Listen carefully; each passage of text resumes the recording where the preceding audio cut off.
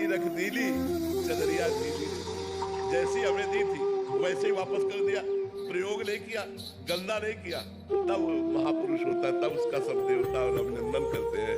अब यहाँ को भोग विलास करें, 2-4 माला घुमा लो, कहते देवता हमें नमस्कार ऐसे खिलवाड़ थोड़ी, देवता तपस्या करके देवता बने, वैसे थोड़ी बने। वो नमस्कार, सब कोई देवताओं का पूजन करता है, देवता भक्त का पूजन करते हैं, उस भक्त का जो भगवान में तन्मय हो चुका है, जो समस्त भोग विलासों का त्याग कर चुका है, जो किसी भी इच्छा का अनुमोदन नहीं करता, भगवत इच्छा का अनुमोदन करता है, अपनी इच्छाओं का त्यागी, कामनाओं का त्यागी, भोगों का त्यागी, ममता केवल एकमात्र प्रभु में, समता सब संसार में, वो भगवान का प्रेमी मानता है। माधव शर्मा जी, गुरुदेव भगवान, शिष्य के द्वारा प्रमादवश या विवेक के अभाव के कारण जो त्रुटियां अथवा आज्ञा उल्लंघन होती हैं, क्या उससे गुरु और शिष्य का संबंध विच्छेद हो सकता है? नहीं, संबंध विच्छेद नहीं हो सकता, लेकिन कृपा का अनुभव नहीं होगा। कृपा का अनुभव नहीं होगा, गुरु कृपा का अनुभव नहीं होगा। अनुभव तभी होगा जब इन छिद्रों को बंद करें, इन दोषों का त्याग करें। मानते हैं ज्ञान की स्थिति रहती, पर क्या इतना ज्ञान नहीं है कि ये गलत है? हम गलत को क्यों करें? फिर जानबूझ करके ये गलत है, फिर उसमें सुख बुद्धि करके हम करते हैं और अपने को अज्ञानी कहकर हम बचना चाहते हैं, तो इसीलिए भी दंड मिलता है। हमको ज्ञान है कि गलत है, जो चीज गलत ज्ञान है तो हम उसे कैसे कह सकते हैं कि मुझे जानकारी नहीं थी? ईमानदारी से सबको जानकारी है कि गलत है। जो चीज गलत है वो गलत है, उसे जब जानते हो तो उसे त्याग दो, नहीं त्यागोगे तो दंडनीय अपराध है। भागवतिक दंड मिलेगा या भारतीय कानून व्यवस्था से दंड मिलेगा, आज नहीं तो कल। किसी ने आज ये गलती नहीं तो और गलती में फंस जाओगे जिसमें कोई गलती नहीं है। यहाँ की गलती तुम्हें निर्पराध में फंसा देगी और दंड दे देगी। इसलिए गुरु शिष्य का संबंध तो भागवतिक है, वो जल्दी टूटने वाला नहीं। वो तभी टूटता है जब सीधे गुरु अवज्ञा हो जाए। अगर हमसे कुछ गलतियां होती हैं, कुछ त्रुटियां होती हैं, तो हमारे प्रमाद के कारण होती हैं। हमको ठीक करना चाहिए, हमको सुधारना चाहिए। यदि नहीं सुधारेंगे तो हमें गुरु कृपा का अनुभव नहीं होगा। गुरु कृपा का अनुभव न होने के कारण हमारा मन विषयों में ही भटकेगा, भगवान की तरफ नहीं चल पाएगा।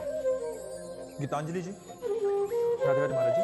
महाराज जी, सामान्य जीव का जीवन प्रमाद एवं भोग से लिप्त रहता है। जब आप गुरुजनों और किशोरी जी का कृपा बल उसे अपनी ओर घसीटता है तो उसके जीवन में बहुत सारा बदलाव आने लगता है, जैसे बहुत कम सोना, जल्दी जगना, शादियां, किसी पारिवारिक कार्यक्रम में ना जाना, ना ही रुचि होना, कम भोजन, बाहर का ना खाना।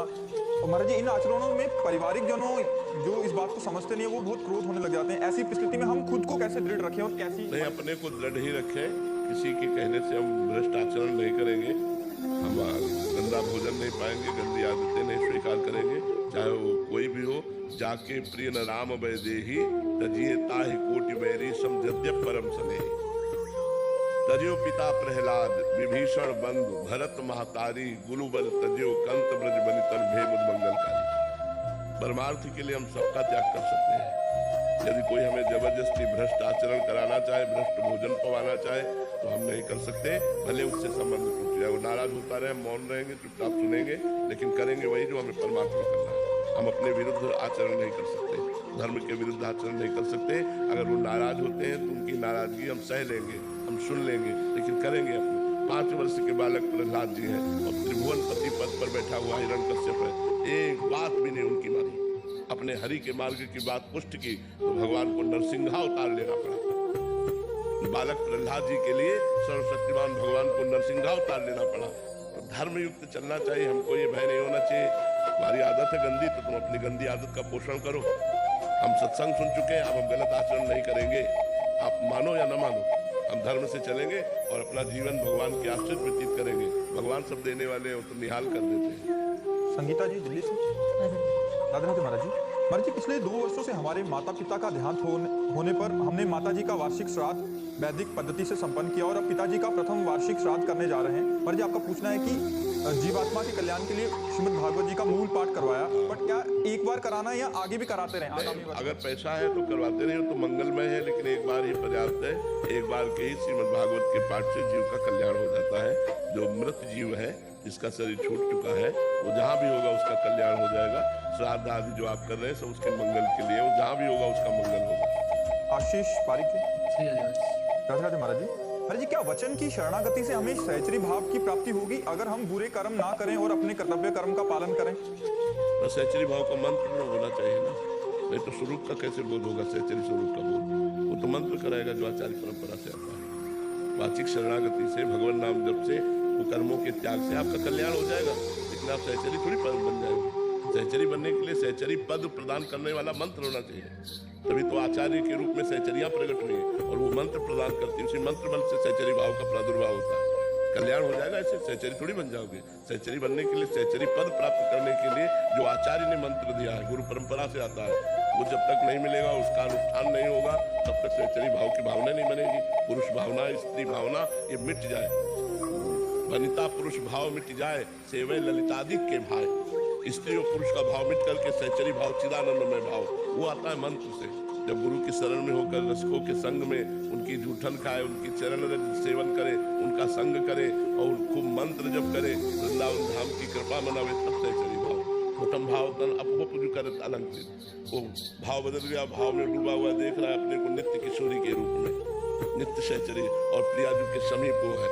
अब अपने शरीर का भाव भूल गया, पांचों भूले देह सुने, देह में मैं पुरुष हूँ, मैं स्त्री हूँ, ये भाव भूल गया और सहचरी भाव में मगन है। ये मंत्र की महिमा होगी, आचार्य की कृपा की महिमा होगी।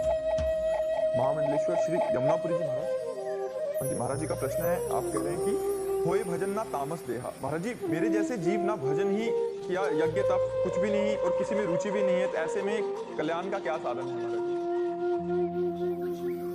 जो साधन है वही साध्य बना ले, जो साध्य है उसी को साधन बना ले। भगवद आश्रय,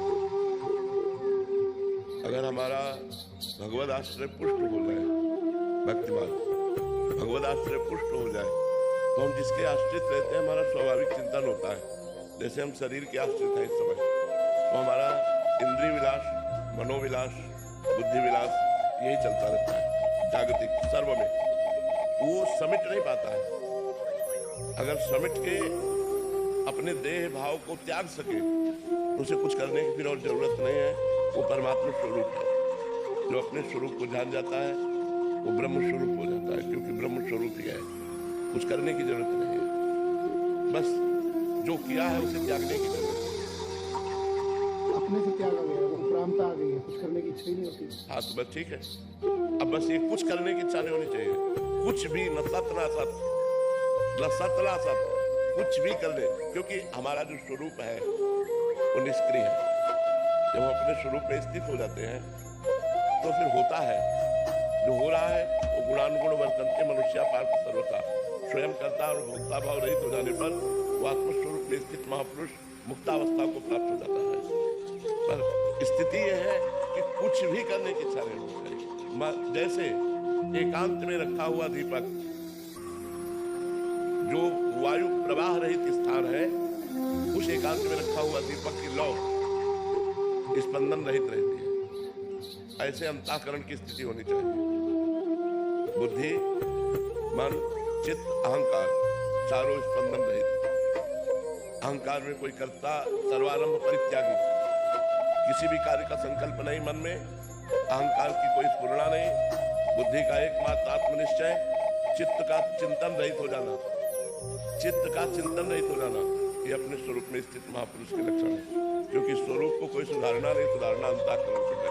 अंतःकरण अपने धर्म से ऊपर उठ जाए, अर्थात परमात्मा स्वरूप में स्थित हो गया, स्पंदन रहित, जैसे एकांत में दीपक की लौ अविरल, बिना कोई स्पंदन हुए, ऐसे ही अंतःकरण का स्पंदन रहित शांत हो जाना, निष्क्रिय हो जाना, यही आत्मस्वरूप में स्थित होने का स्वरूप है। थोड़ा भय बना रहता है कि ये सब छूट गया तो चूक ना जाए। नहीं, अब भय नहीं रहना चाहिए, क्योंकि इन सब का फल है स्वरूप बोध होना, स्वरूप बोध होना, इन सब का फल है। अगर भय है तो अभी ये बात ध्यान रखना है। अभी बिल्कुल ये जरूर है कि जैसे हमारा स्वप्न टूट गया है, पर हम जगकर उस स्वप्न के आभास में खोए रहते हैं।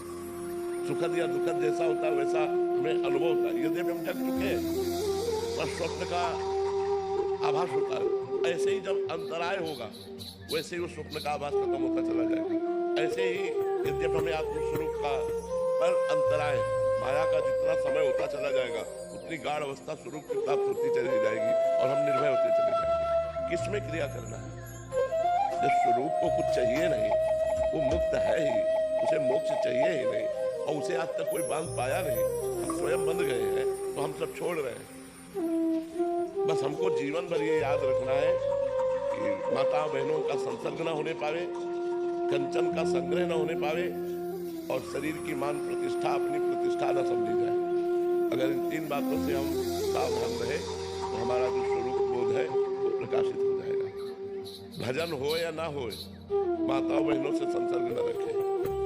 जो कंचन संग्रह करेगा उसका चिंतन फंस जाएगा, जो मान प्रतिष्ठा में सुख लेगा उसका देहाभिमान पुष्ट हो जाएगा, तो आत्मबोध की तरफ से वो फिसल जाएगा।